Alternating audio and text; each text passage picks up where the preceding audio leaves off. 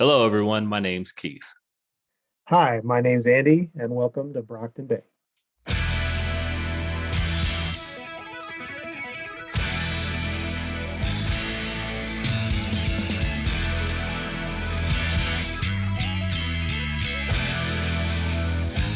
Welcome to another episode of the Brockton Bay Chronicles, reviewing Worm by Wildbow, the podcast where I take my friend Andy through Wildbow's world of capes, creatures, and conflict. Andy is taking his first journey through Worm. As we go along, he'll be giving his thoughts on the story and the characters involved. Andy, what are we reviewing today? Keith will be reviewing Arc 2, Insinuation. But before we get started, let's go over some new business. First of all, welcome to our new subscribers to the channel. We've picked up a few and we're really glad that you're here. Second point, in order to avoid spoilers, I will not be reading the comment sections of our videos. So feel free to post any comments or speculations there. Excellent. And speaking of comments, thanks for the positive feedback. We've gotten some nice comments here and in the Reddit thread, and it's definitely appreciated. So we've gotten some support from the folks out there, Andy. So I guess we're doing something right. I guess so. Maybe we were famous and we just didn't know it yet. Yeah. So we'll keep trying to do our best here, and as we go through and keep the folks interested. Since we don't have anything else on as far as new business goes, what do you say we get to the point by point? That sounds great. Let's go. So things pick up pretty much immediately the next morning after the big confrontation from Taylor's excellent adventure out in the docks. She gets up, she has a breakfast with her dad. And during the course of the breakfast, her dad mentions to her that he heard her come in late the night before. It kind of surprises her, doesn't it? I agree. She thought she had kind of done a good job of sneaking in the house and kind of didn't take into account how worn out and how wiped out she was from coming off the adrenaline. And so didn't take her usual avoid the creaky stair precautions and such. Yes. As the morning breakfast goes along, you can tell Danny's just kind of trying to feel his way around. He's looking for a way to engage her in conversation. And he mentions, well, first we should point out that her dad's occupation, he works with the Dock Workers Association. He's the union spokesperson in charge of hiring. And he mentions to Taylor, by way of trying to engage her in conversation, that one of the guys who used to work at the docks is now going to be a henchman for a couple of supervillains called Uber and Leet. These guys have a video game based theme as far as appearance goes, which sounds kind of wild, doesn't it? Exactly. They're, in a world where there's so many superheroes and supervillains, I'm sure differentiating and trying to stand out is a challenge.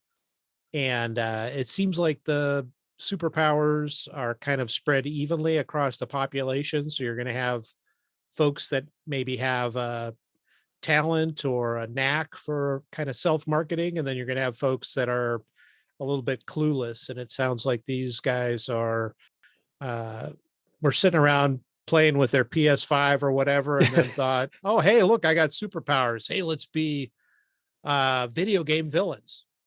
Yes. Taylor is not kind in her description of these guys.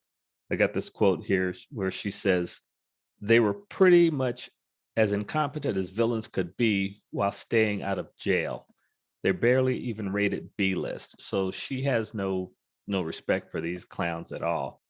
As the morning meal goes on, Danny and Taylor, they're trying to engage with each other. What are your impressions with regards to how their relationship is shown here? Well, again, I think this points out the challenge of raising a teenager, and then the additional challenge of it being a single parent. I also thought it was very interesting that Wildbow brought up the use of the pepper spray during the fight, and Taylor talking about kind of lying that she had it with her, which was true, and that she was going to be taking it with her today, which wasn't true. And the fact that oftentimes kind of the consumable aspect of these stories is overlooked. So I thought it was neat that Wildbow was bringing this up so early that, oh yeah, we've got kind of an inventory. Right. I ran out of arrows, so where am I going to find some more arrows, kind of thing. Yes. And I appreciate Wildbow's effort in laying out the relationship between these two. Again, world building, but on kind of a micro scale. This is a relationship that is important to both these individuals. And Wildbow, I think, does a good job of setting us down on a third chair in that kitchen while they have breakfast. Yeah, I'm on the same page with you there. The other interesting point I thought was that he is able to bring out kind of the invincibility of youth. The dad, Danny, points out that, well, he asks if Taylor's taken up smoking. And to kind of point out why that might be, he notes that the back of her hair is singed, and she's totally forgotten that she almost got toasted by a fireball the night before. Right. And it's kind of like, oh yeah, how quickly the youth forget that they almost died. So. Exactly. She played it off, I guess, fairly well. And then once she got out of that situation, gave him a plausible excuse, she headed on out for her morning run prior to going to school. That takes us over to chapter 2. Taylor heads off to school, and her first class of the morning is her computer class. We get the impression that Taylor is, fairly computer savvy, but she's knowledgeable. She knows her way around a PC, unlike some of her fellows in the class. And she spends her time looking up information. Exactly. It's near and dear to my heart as a software engineer to see that she's programming in high school. And it definitely points out the kind of economic barriers that some folks in the school have, that they don't have a computer at home. Correct. And so a lot of them aren't literate at all. But yeah, she's able to knock out her assignment and then do the kind of things she wants to do with her time on the computer. Correct. She spends time on the Parahumans wiki. She searches for information on the villains she ran into the night before. And she goes through and finds a little, practically nothing on Tattletale, a little bit on Gru, if I'm not mistaken. Do you remember how that went through? I'm looking that up. There was not much on Tattletale. There was something on Gru, not much on Regent, but Bitch had the most information. Correct. Yeah, that's how it was. Very little on Tattletale, though, which was interesting. Correct. And we find out that Bitch has been on her own for a while, kind of wreaking havoc, and the authorities, chased her from spot to spot until she dropped off the radar, where she hooked up with these guys.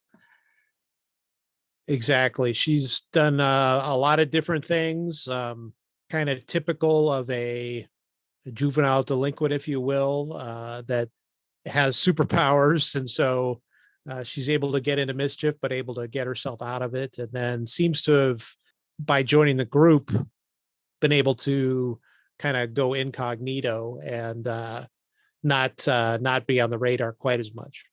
I like this quote they have from the wiki. They're pretty straightforward about how dangerous that bitch is. Her full name is Rachel Lent. She's made no effort to conceal her identity. And this quote here from the wiki says, Rachel Lent has a public identity, but is known to be particularly hostile, antisocial, and violent. If recognized, do not approach or provoke. So basically, if you see her, like you would get from any warning about a dangerous criminal, if you see them, you recognize them, stay away from them, contact the authorities. I agree. It's a pretty stern warning. And from Taylor's experience, it seems very warranted. It's something that you would kind of be surprised maybe to find in a wiki. But given that these are folks with superpowers, probably shows up more often than not. So after she finishes her class assignment, she finishes doing her little bit of research. She heads on to her next class. Let me pause myself right there. As she's doing her search, she searches for information on herself. She puts in several different search words, and one that returns a result is bug. She clicks on a message, and the message that she gets says this: OU1 would like to repay the favor. Meet, send message, TT. And Taylor makes the only logical conclusion that it could be, which is that this is a message from Tattletale, and she had found a way to connect with her, which was kind of shocked Taylor. I'm with you on that. It's definitely shocking, but the more I thought about it, it seemed pretty logical. You've got a world that's populated by these folks with superpowers. It's got to be a topic in a lot of various conversations, as we will see here coming up in a minute.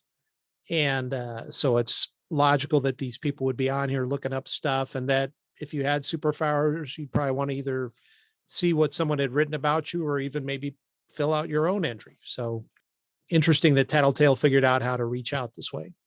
Right. I agree. I really like the wiki. I'll probably come back to that throughout our discussions, but it's really pretty cool, I think. So as Taylor heads off to her next class, it's her world issues class with Mr. Gladly. And we both know that Taylor's, not particularly fond of Mr. Gladly, but, she does what she has to do.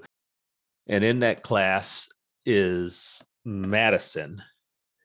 And she tries to pull a prank on Taylor by pouring orange juice into her normal seat, which is by the front door to the classroom. Taylor's kind of irritated by that and goes and finds herself another spot to sit down. She gets harassed a little bit during class, and we get another glimpse of what's going on in her life as a teenager there, don't we? Exactly. And this is what I was alluding to earlier. The class assignment had been to write up how capes had impacted life in various arenas or various ways. And Taylor, this is a subject that's near and dear to our hearts. So if she had put some work into it, but the bullies managed to get her work away from her and try to take credit for it. And Taylor gets to be lumped in with some folks that are kind of the other outcasts of the class, if you will. And that goes about as all of us would expect from our memories of high school. Yes. Class ends, much to, as you're saying there, she gets her assignment taken away from her. Girls in the other group try to take credit for her work. As class ends, Mr. Gladly tries to speak with Taylor. He calls her up to his desk, and Mr. Gladly talks about some of the harassment and says, "Hey, look, I know what's going on in my classroom. Would you like to go with me to the administration?" Essentially, what were your thoughts about that? His offering to help her. Well, I'm old enough now that I can admit I've been in similar situations to that, where I was either bullied or I was in a group that may have pulled a prank or two and were asked by the administration, would you like to tell us who else was involved? Right. And it didn't work many, many years ago on me, and it doesn't work on Taylor either. It's always the bottom line. What's going to happen? What's going to be the result, the consequence to the people that are doing this? And if it's not going to be anything substantive, then what's the point of getting involved and risking even further recriminations or bullying? One gets to be a bit of a devil's advocate. I guess you could say one gets the impression that from the writing that Mr. Gladly is doing what might be expected from him as authority in his class, which is to say, hey, I see this problem with this young lady. We know there's history from an incident that happened earlier in the year. he does the minimum and reaches out to her, and she says, as you rightly pointed out, as a teenager in that situation might be, what's the use if nothing is going to is going to come of that. Taylor exits the class and runs into the trio of Emma, Madison, and Sophia, and a half a dozen other girls waiting outside for her. This ended up being a pretty ugly situation, didn't it? Definitely a very stressful situation. The way Wildbow wrote it, I, was feeling my own stomach kind of clench and trying to come out with ways I would have exited the situation or try to get out. As Taylor points out, if she was a guy, it would be different. Right. But as a girl, there are certain constraints, and she's definitely hampered by that. So yeah, it was very stressful. And it was verbal abuse, but it was extremely hurtful stuff. And the coup de grace. Well, before I get to that, after several moments of these girls just hurling, Taylor's cornered against the wall. She acquiesces and just kind of leans against the wall to accept this, figuring to herself that, hey, this is going to be over. They're going to get bored. And then she sees Mr. Gladly exit his classroom, look sadly over at her, and then he walks away. The first time I read this, I'm going to try not to rant too much. I one of the things I did was I coached in a high school environment for a couple of decades.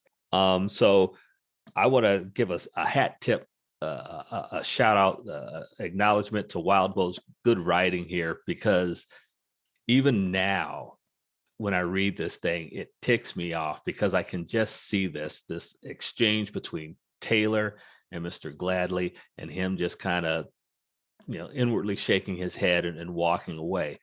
And the thing that gets me is all he had to do was look over in that direction and with a voice say, is there something going on here? Or, hey, what are you ladies up to? And maybe that would have killed the momentum of this. And Taylor could have been able to go to her next class, go to lunch, and the harassment would have stopped. But, well done, Wildbow. Even now, it steams me because I can just see that scenario and that person of authority walking away and leaving her for the bullying to continue. Sorry for that rant there.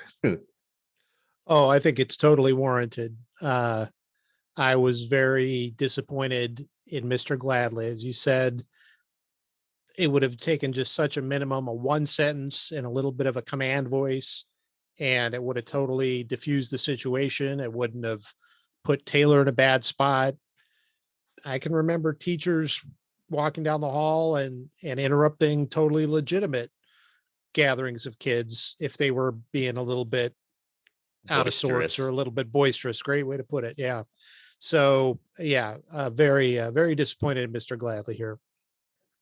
And as this group of girls is on Taylor, Emma senses the momentum kind of slowing when it comes to all these taunts and words at her. And that's where she drops this bomb where she uses Taylor's words against her, in reference to this, where we find out that Taylor's mom is actually dead. She died in a car accident. We get a look back at what their relationship was like, Emma and Taylor, prior to high school, and it sounded like typical friends, huh? I agree. And it talks to how deep the betrayal is, that Taylor had really opened up. Emma had been there to help her through this really horrible time in her life. And now Emma's turning it around and using it against Taylor. And even back in my day, you just didn't talk about people's parents, obviously, especially if they were dead. Right. So this just ratcheted the stress up, the emotion up in this scene even further. So it was very white knuckle for me, oh, how is she going to get out of this? Right. Because Sophia was standing on her bag when she tried to leave, and she couldn't pick it up because Sophia was standing on it. It was a no-win situation. for Emma to weaponize this against her. Again, it's an emotional. This reminds me to something you brought up in our first podcast about how Taylor needed something in that situation where she's out and she's about to engage with Lung. Wildbow set up a scenario that would cause her to engage fully and get into the fight, which was the threat to kids, as she thought. Here, I think we see Wildbow setting up a premise for her to take that next step, as we will see in the next chapter, and to accept a meet with the villains from the night before. Am I off base on that, or what do you think? No, I'm on the same page with you there. It's kind of a known thing that people can get through a difficult situation and they can sometimes keep soldiering on for a long time, as long as things don't reach a crisis. And in that first chapter, there was the crisis with her plans being destroyed and the decision, do I want to rewrite everything or should I just try? And her moving forward. And then here we have, well, I'll keep going to school. I won't fully commit to this. It can't get any worse. And then it gets way worse. Yeah. And again, it's that impetus, that push she needs to take the next step. Right. So she forces her way through the crowd. She leaves the school. And instead of going home, she says, she can't go home because her dad's work schedule is kind of unreliable. So she decides to go downtown. And once she's downtown, we get, again, some more nice world building when it comes to the city of Brockton Bay. Wildbow takes us on a trip through the town. She decides to go to the public library to use the computers to find out more information on the group and to follow up with her message from Tattletale. Did that surprise you? It did a little bit. I tried to picture myself in that position, being that emotional and that distressed. And I don't know that I would have been able to see straight and go anywhere to do anything productive. Right. I would have just, I think, wandered around with, blurred or reddened vision, and probably, got run over by a bus because I wasn't paying attention. So kudos to Taylor that she was able to pull it together and then come up with a way to direct this energy into something productive. Yes. And this gives us a look, when you describe it that way, I think this gives us a look at Taylor's inner strength. Yes, I agree. She's definitely got mettle, a perseverance, and then a desire to want to try to help others or try to take the next step in using her powers in a way for good. And we often see that with people who had a parent die of a disease and then that person decides to become a doctor to try to cure whatever that was. And so I think it's a great use of a tried and true meme, if you will, by Wildbow, a theme, and it really hits home here with Taylor. So Taylor goes to the library, gets on a computer, does some additional trading, exchanging of messages with Tattletale, and decides to accept a meeting with them near the location of the fight with Lung. And it turns out that the group wants to recruit her to join their team called the Undersiders. That's the name of their little band of teenagers, the Undersiders. Yeah, very interesting name. I'm not sure where that's going to go, but the thing that jumped out at me from the messages with Tattletale was that we get some additional creepiness, if you will, kind of adding to what Tattletale's powers might be. In the first chapter, there was a little bit of inkling of that as she kind of described what Taylor was feeling or mentioned that Arms Master was on his way or a cape was on his way. But here she says things that almost makes it sound like she's tapped into surveillance cameras or something. So you start to really wonder, well, what's going on with Tattletale? Yes.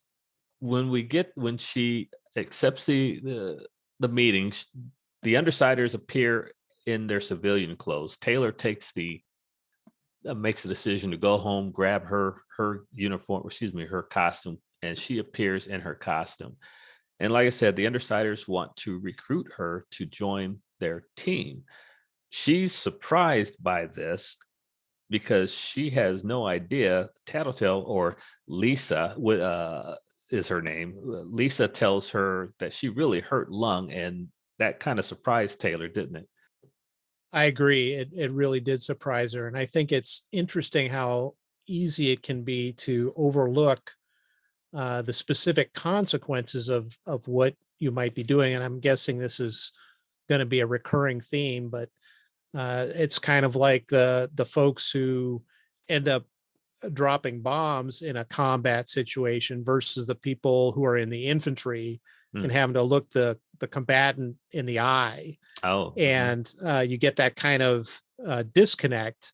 And Taylor had that. Now, this being her first fight and all the stuff that went on and how things just escalated so far beyond what she thought, it's understandable that she would kind of overlooked what she might have caused, the damage she might have caused to Lung. But she's definitely shocked by how badly beaten up Lung is from the fight.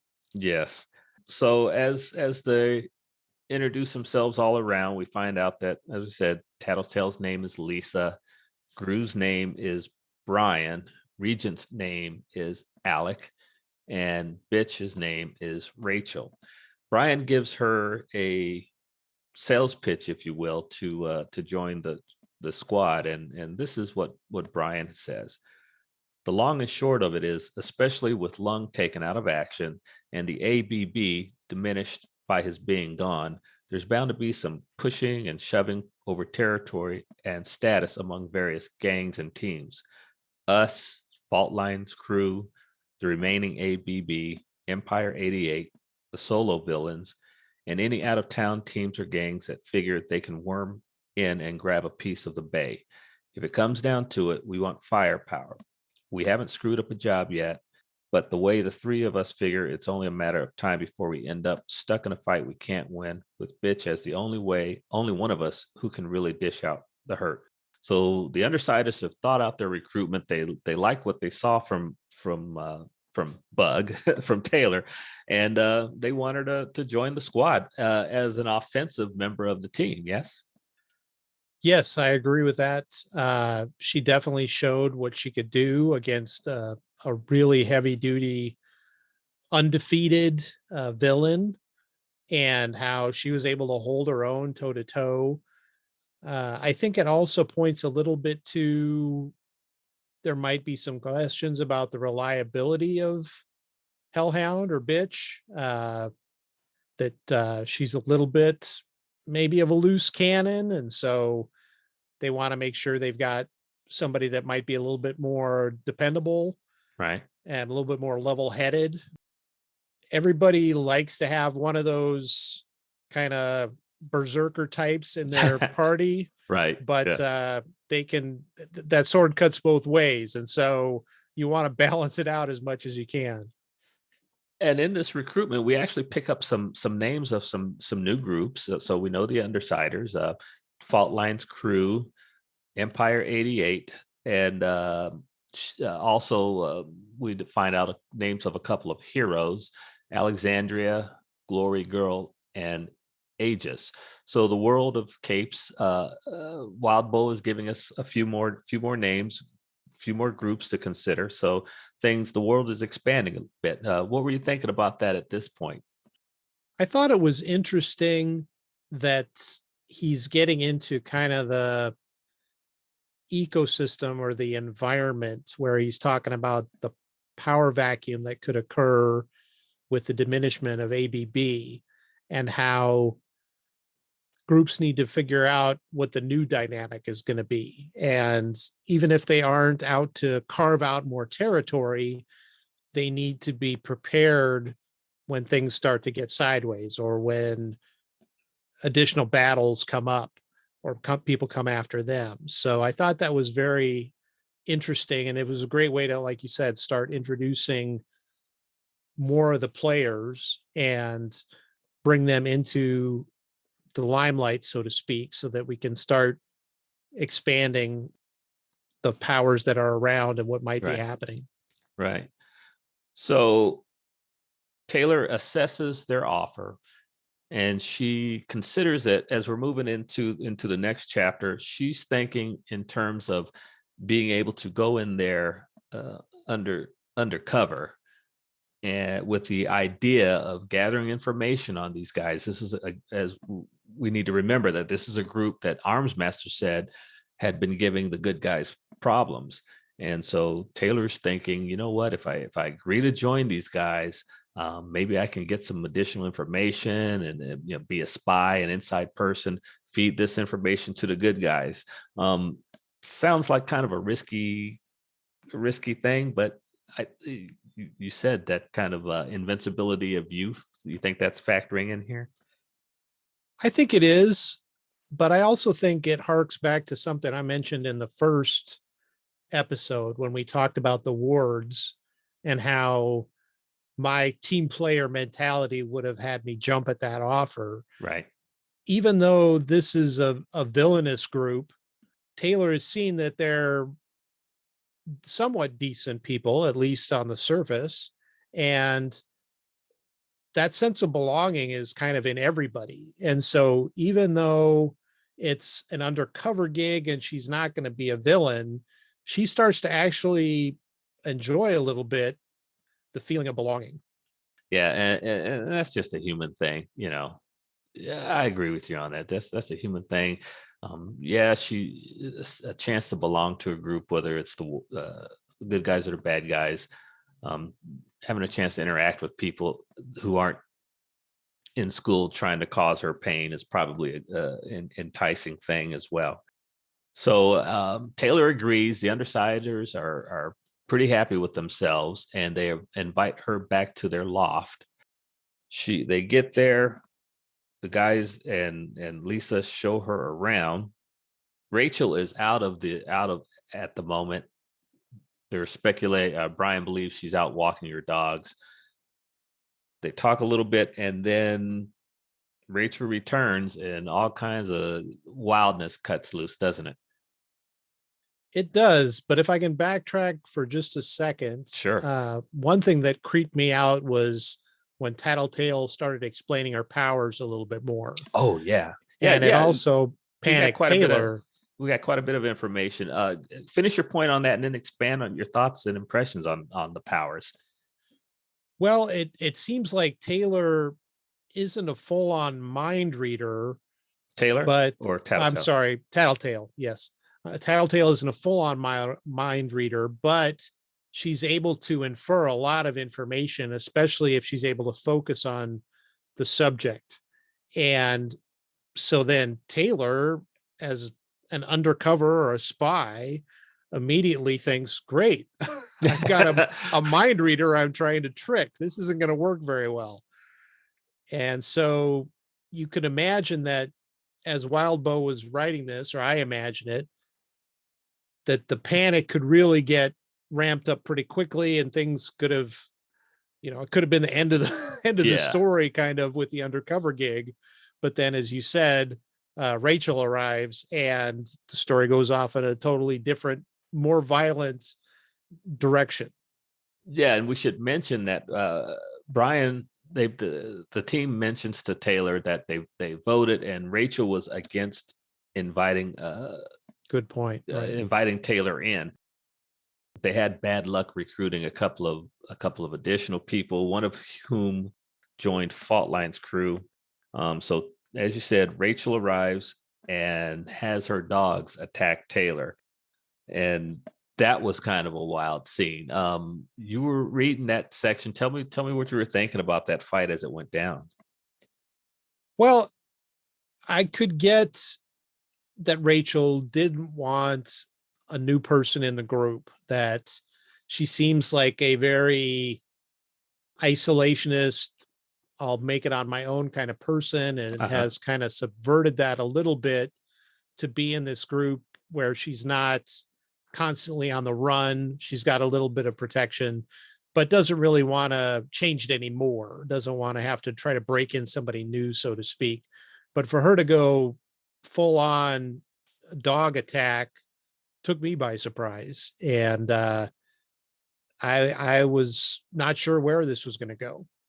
Yeah, it was pretty rough. The first time I read that, I was kind of shocked at that. One of the dogs grabs Taylor by the arms. The other two are snapping and clawing at her. Brian's yelling at Rachel to call off the dogs. He finally has to hit her. And then he's mad at her because he's like, I hate it. I hate it when you make me do that. So there's tension among the group. And that, I think that speaks to the antisocial nature of Rachel's personality. Yes. I agree.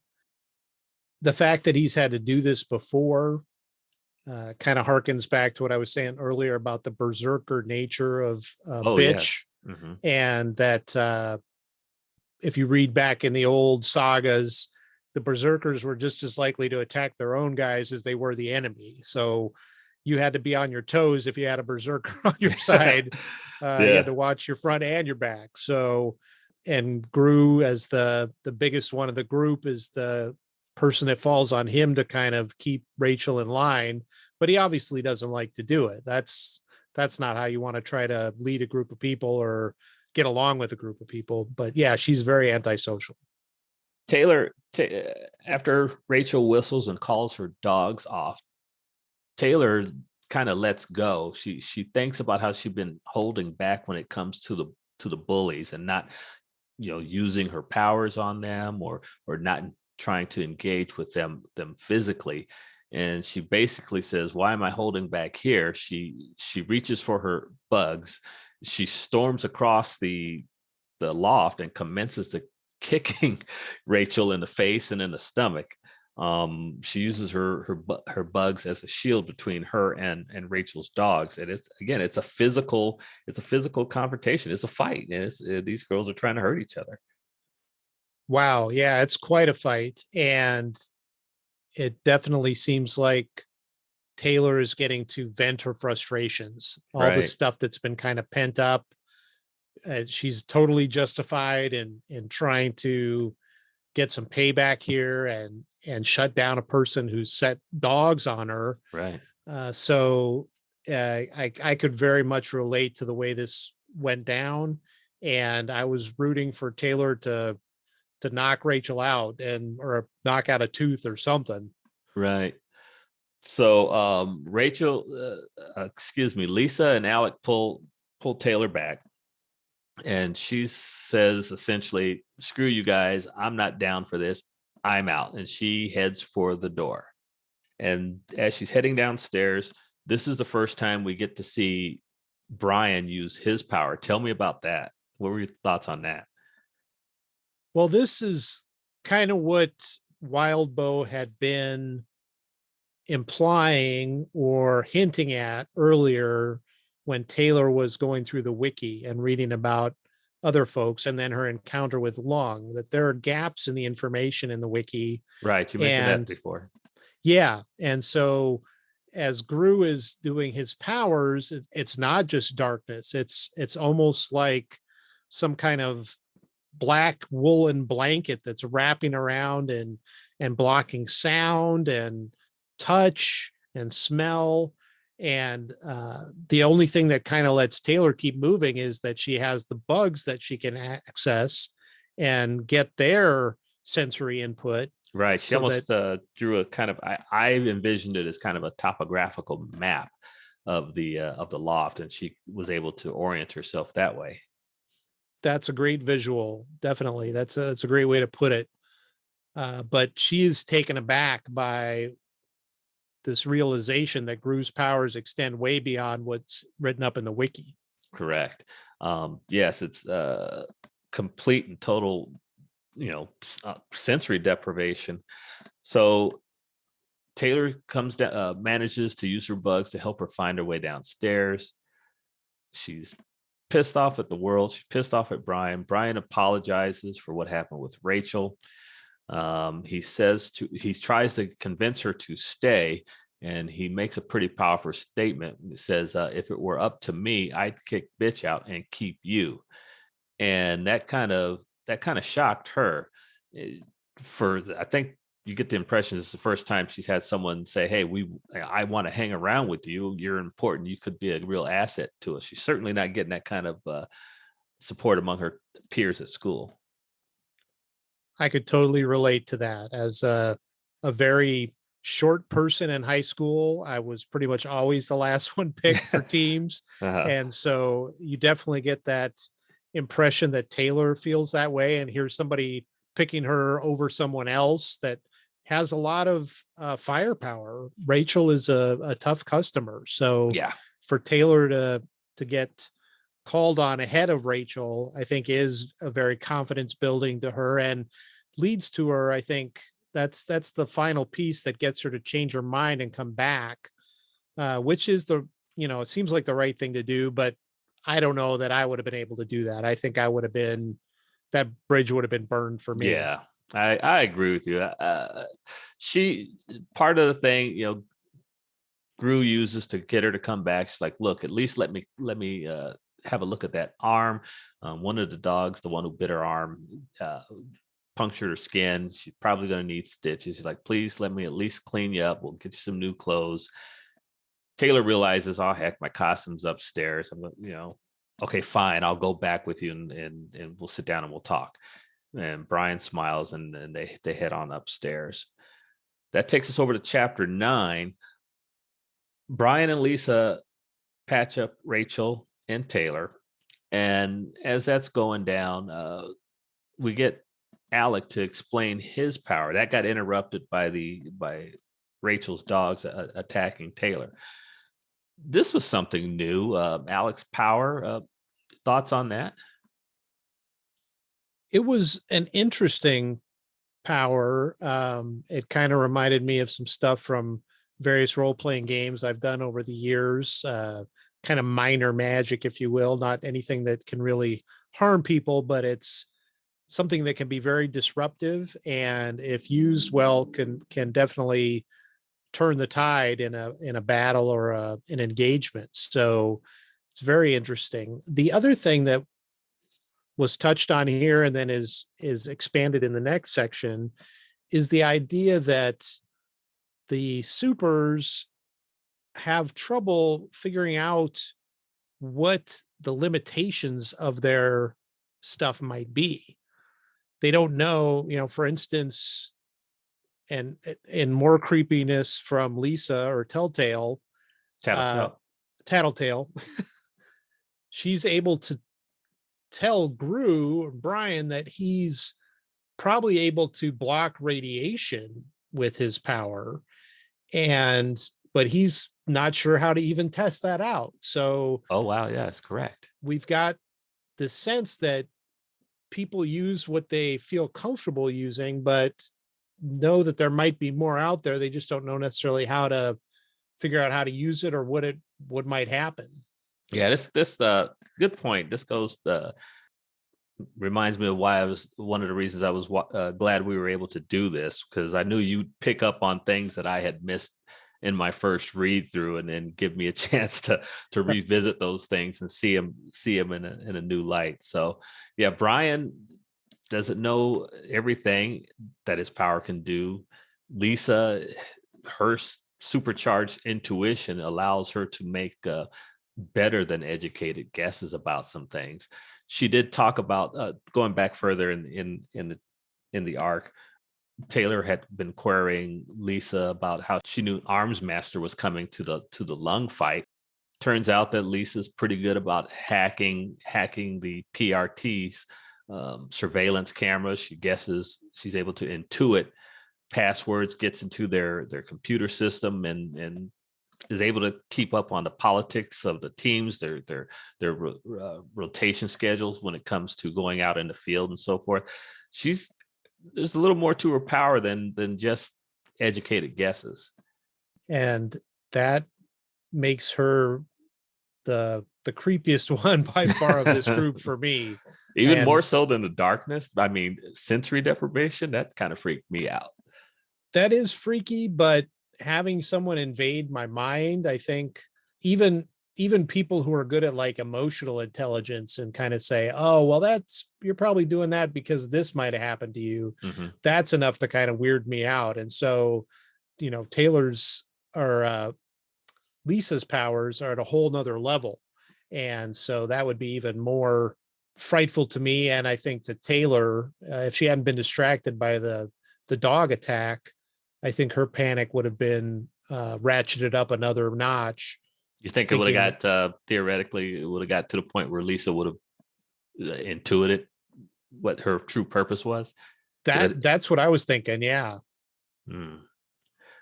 I do want to go back to Region. I think we kind of gave it short shrift. So Brian was coming back from one side of the loft, and Taylor again queries Alec about his power. And so it goes, Wildbow writes this down. Oh, correct. She asked him about his name, his cape name, Regent. The name is a long story, but what I do is this. He looked over his shoulder at Brian, who was returning from the washroom with a damp washcloth in his hand. Brian, mid-stride, stumbled and fell onto the floor. Way to look good in front of the new girl, Gimpy, Alec mocked his teammate, laughing. Grateful for the tension break, I couldn't help but laugh too. So we find out essentially that, yeah, Alec can trigger people's nervous systems and have them pull a trigger on a gun, lose their sense of balance. I mean, it's all good nature fun between the two teammates, but it was a good demonstration of what Alec or Regent can do at a critical time during a fight. It could be a powerful weapon. I'm on the same page with you there. That's one of those things that in a typical situation, I would think people are either expecting someone who can shield or they can attack. And here you have someone that's got this disruptive power that is almost undetectable. I don't know how you would know that he was the one doing it. Right. And we don't know, what the range is or if it's line of sight or what, but it could be something that could be devastating if used at the right time and totally unexpected. We went past this one section of one of the earlier chapters where they're just getting to the loft and the kids are showing Taylor around, and she's getting a sense of the place. And basically you could tell that, hey, this is a place lived in by teenagers. I really like the way Wildbow is constructing this lived in space for them. And we get a sense, we have a chance to remind ourselves, these are teenagers. Gru is the oldest one as far as we can tell, but these are still sophomore, junior, senior high schoolers essentially. And not to be too personal about it, but when you and I lived in college, I could picture this scene exactly because we had the same pizza boxes scattered around our place. Yeah. Domino's was our go-to thing. So yeah, it does. You do lose sight of it sometimes when these people are using their superpowers. It makes them appear more mature than they are. But underneath, like you said, they're just teenagers. Right. Also, so we're heading toward the end of this particular chapter. Taylor asks exactly what Rachel can do with the dogs. First, as they're talking, she's talking to Lisa. She calls her bitch, and Lisa goes to answer the question and says, "Hey, no using code names when we're in civilian clothes." So make sure she emphasized to Taylor, make sure you get used to using our real names when we're in civvies, and use our cape names when we're in costume. So get used to doing it that way so that you don't trip up when you're out in public otherwise, which I thought was pretty wise recommendation.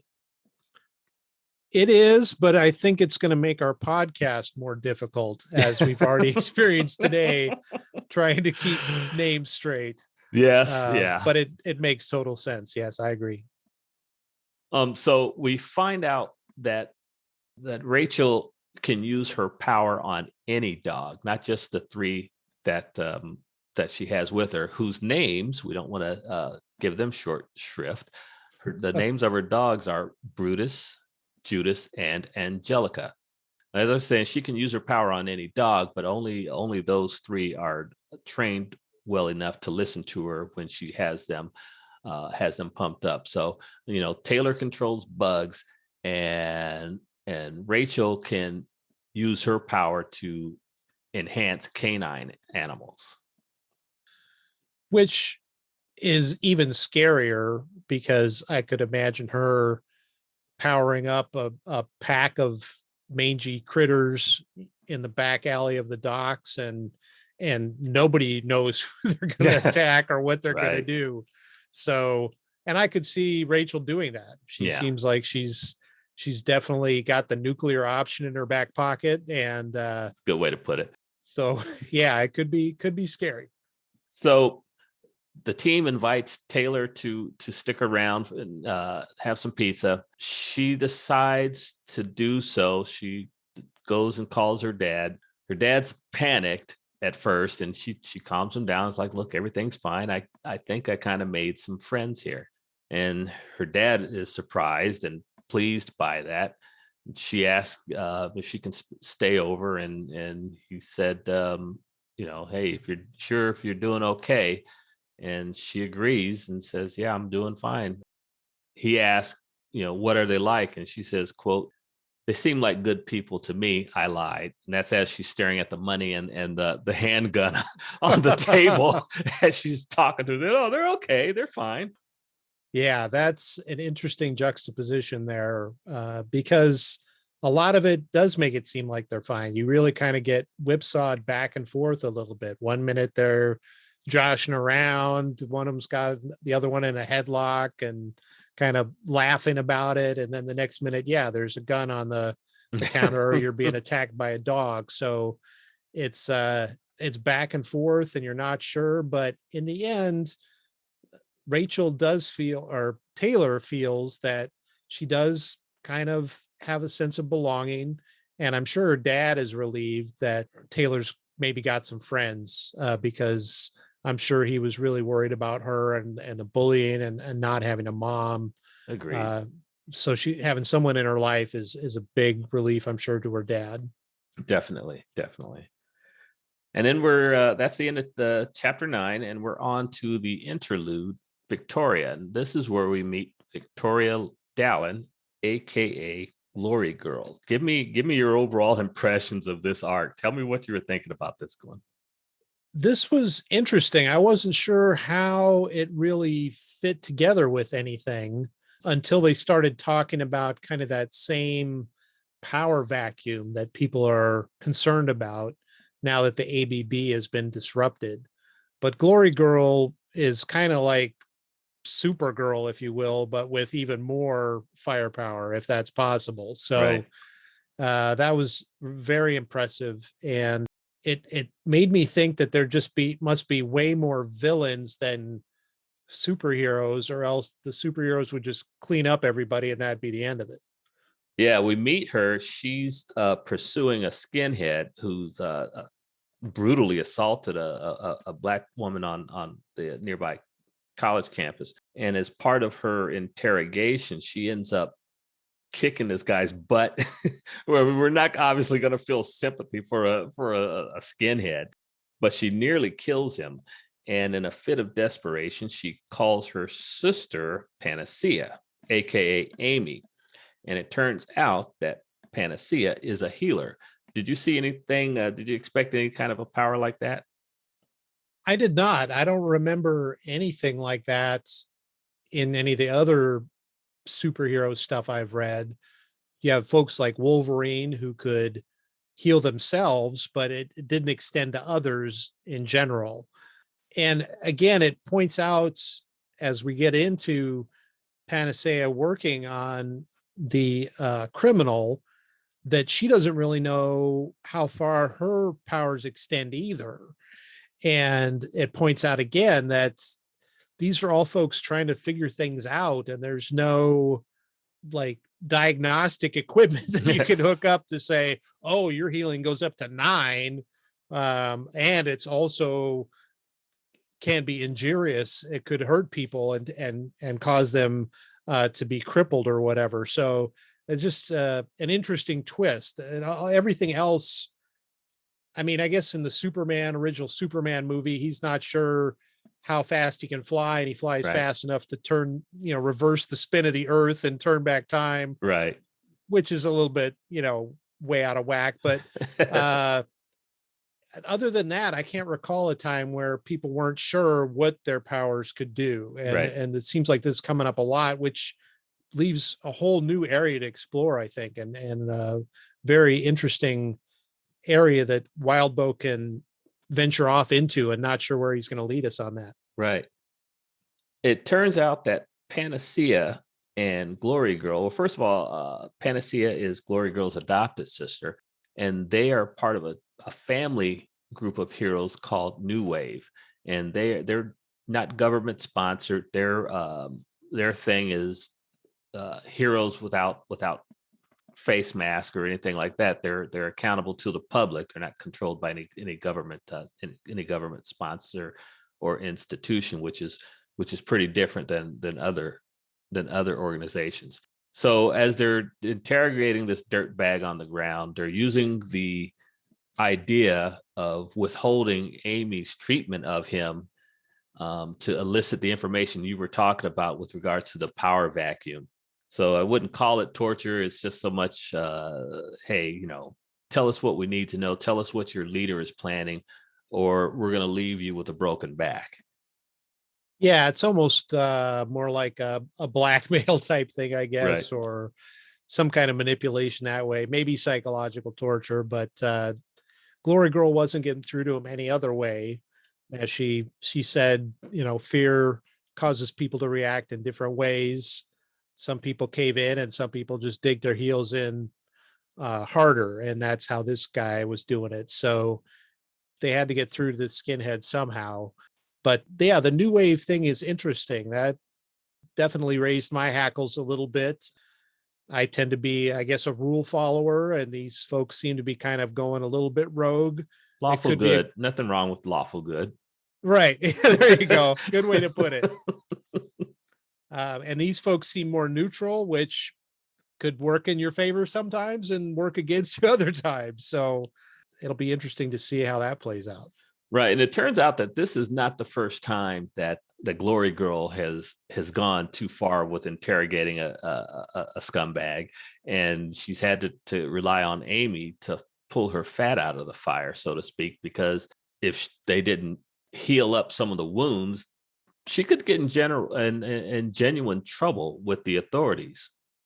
And it would get possibly the whole New Wave group in trouble. The concern with, for want of a better term, vigilante justice is that there isn't any oversight. And if it starts resulting in people turning up dead, no matter how horrible the people are, then somebody's going to have to step in and try to lock that down a little bit. Right. So that covers Arc 2.